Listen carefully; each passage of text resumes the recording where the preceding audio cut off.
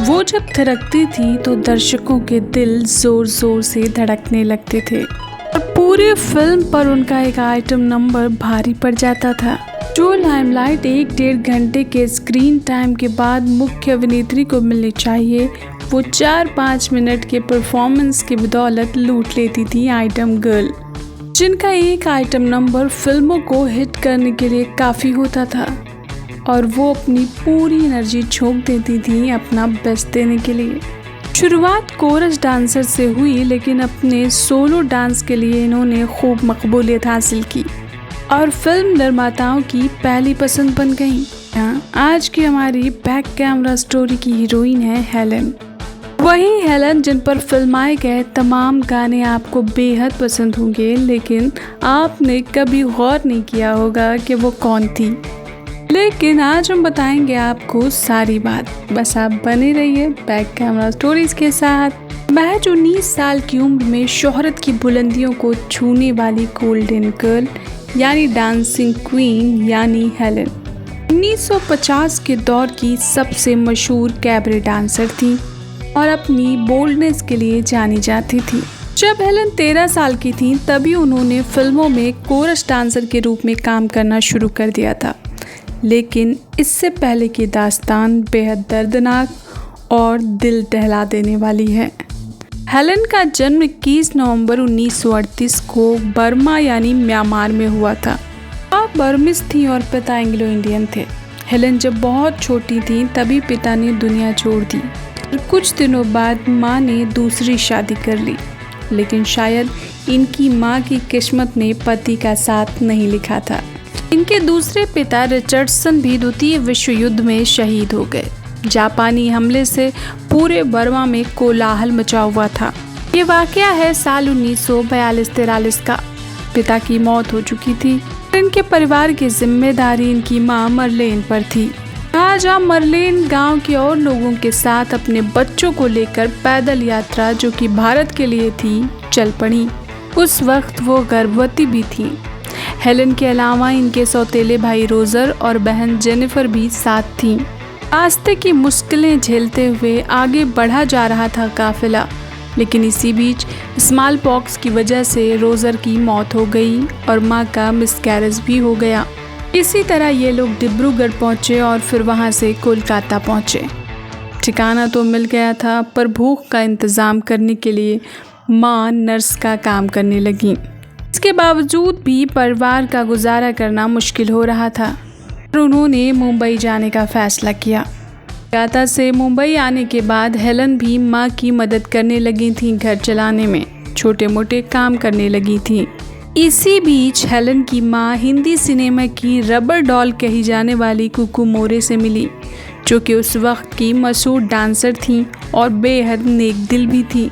Helen की माँ ने उनसे हेलन को काम दिलाने के लिए रिक्वेस्ट की और कुकू ने उन्हें नाउम्मीद नहीं किया। उन्होंने आवारा, अलिफ लैला जैसी कुछ और फिल्मों में कोरस डांसर के रूप में हेलन को काम दिलाया। हालांकि इन फिल्मों में बहुत ज़्यादा तवज्जो नहीं मिली, लेकिन हेलन पर मेकर्स की नज़र ज़रूर टिकी। और फिर बेबी हेलन को सबसे बड़ी सफलता मिली 1958 में आई शक्ति सामंता की फिल्म हावड़ा ब्रिज से। इस फिल्म के आइटम सॉन्ग मेरा नाम है चिन चिन चू ने कमाल कर दिया था।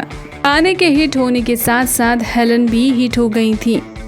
इसके बाद तो हेलन ने कभी मुड़कर पीछे नहीं देखा।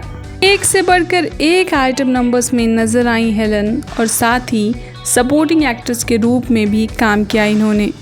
अपनी प्रतिभा, लगन और मेहनत की बदौलत लगभग 600 फिल्मों का हिस्सा बनी हेलन और बॉलीवुड में अपनी एक अलग पहचान बनाई।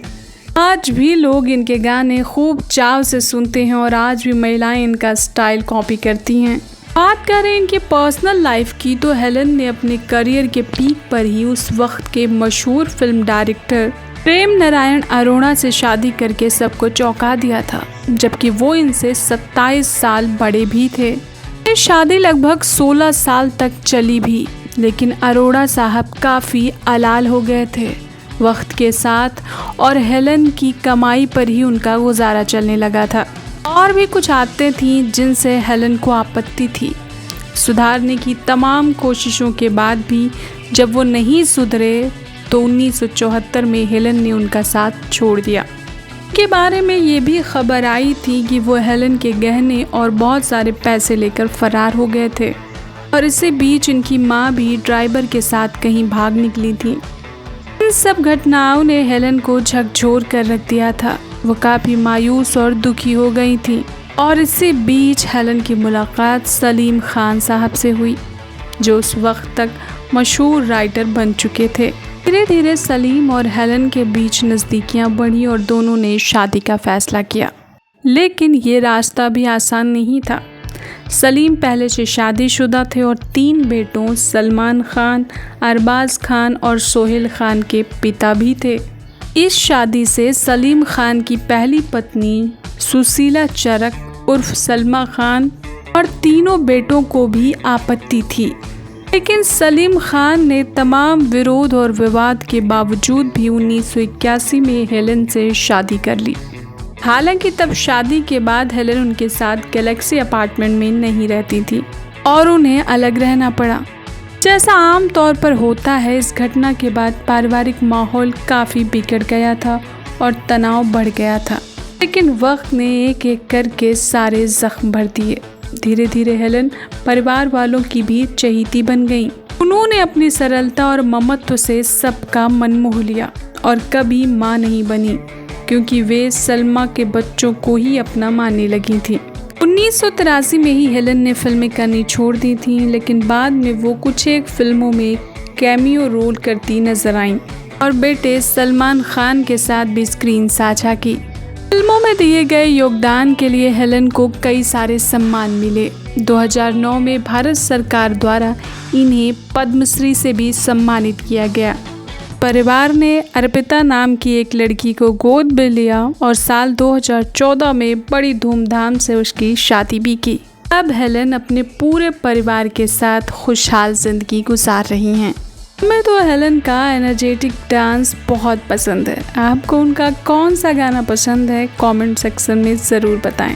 आज के लिए बस इतना ही। ऐसी ही इंटरेस्टिंग और मोटिवेशनल स्टोरीज सुनने और जानने के लिए जुड़े रहिए बैक कैमरा स्टोरीज के साथ। Bye, love you.